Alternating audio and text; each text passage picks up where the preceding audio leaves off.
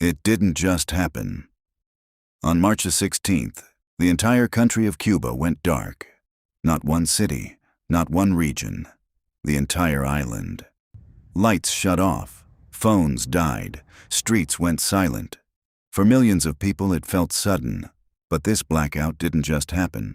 It was building for months.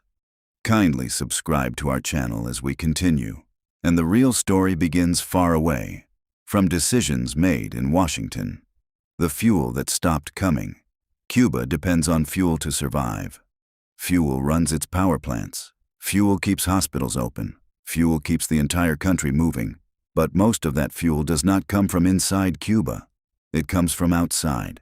And during the administration of Donald Trump, that supply was targeted. All my life I've been hearing about the United States and Cuba. Cuba's government. When will the United States do it?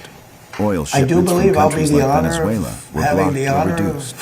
Shipping companies were warned not to deliver fuel to Cuba. That'd be good. If they did, they could face serious penalties. Taking Cuba in some form. Slowly, ships stopped coming. Whether Fuel I supplies dropped, free it, and take Cuba's it, energy system began I can to do weaken. anything I want with it. But officials did not say how bad it really was, because if they weakened did, nation. people would have realized what was coming.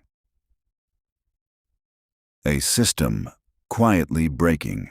Weeks before the blackout, small signs appeared. Lights flickered. Power cuts became normal. Some areas had electricity for only a few hours a day. Behind the scenes, power plants were struggling. There wasn't enough fuel to keep them running. Maintenance was delayed. Backup systems were already being used. Too early.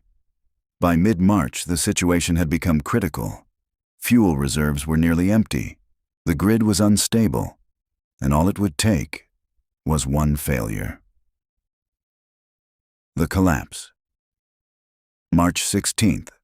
On March 16th, that failure came. One power plant went offline, then another, and then the entire system began to collapse. Within hours, the whole country of Cuba was in complete darkness. No electricity, no normal communication, no stability. Hospitals switched to emergency generators. Families sat in the dark. Food began to spoil. The heat became unbearable. This wasn't just a blackout. It was a full system failure. And it happened because there was not enough fuel to keep the grid alive. The reason. Why it happened. So why did this happen? The answer is simple, but serious. Cuba's power system depends on imported oil. When that oil was restricted, the system began to fail. The sanctions during Donald Trump's administration were designed to pressure Cuba's communist government. The goal was to weaken the system, to force change, to increase internal pressure. And in March, that pressure reached its breaking point. The blackout was not a sudden disaster. It was the result of a slow squeeze, one that finally worked, but at a cost, because it was not leaders sitting in the dark.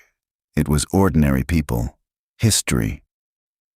Why Cuba is so vulnerable. To understand why this hit so hard, you have to understand Cuba's history. In 1959, a revolution changed everything.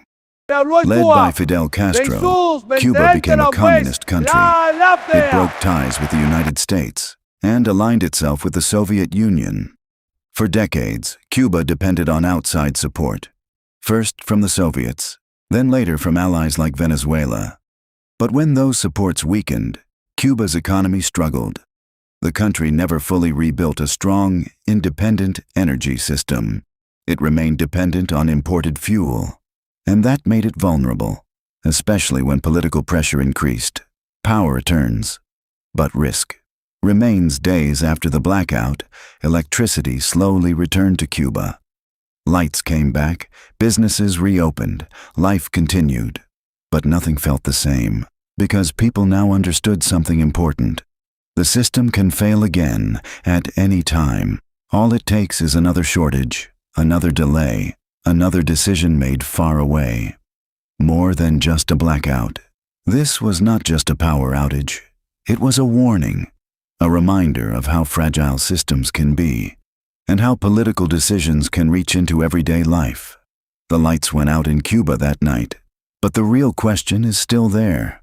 What happens if they go out again?